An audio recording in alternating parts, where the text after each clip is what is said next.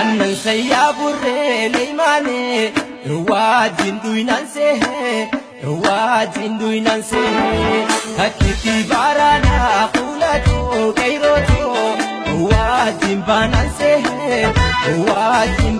se ingili kokore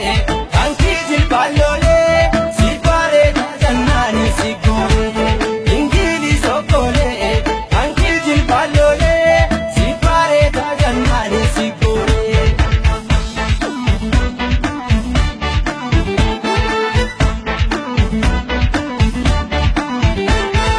diga kota bakalesa yadanne ala fi sallamutu waltane absodan kuma jagani yombase rubatin debinu lamu desine samamne tiranu dinan gabromne dunne bidabam nakane kalmanne gabruna dina badanne injiranu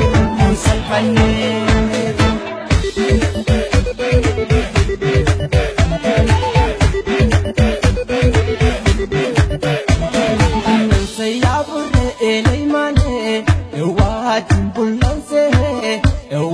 Jinduinanse akiti barana kulato dangacho watimbananse eyo mataduta yejashan yigota yafi kalmata ni mota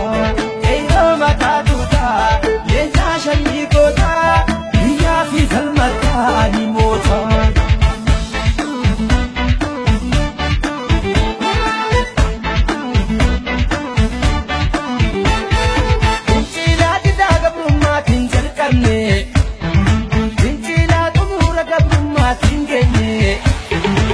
Sawanku kekufisa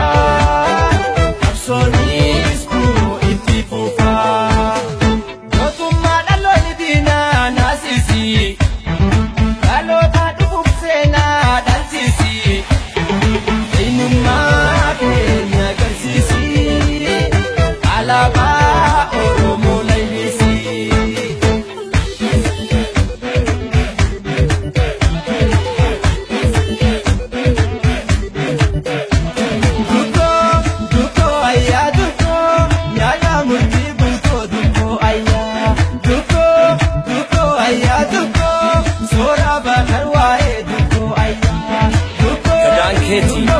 Eiro Oromia, lammin si abdatti matambul,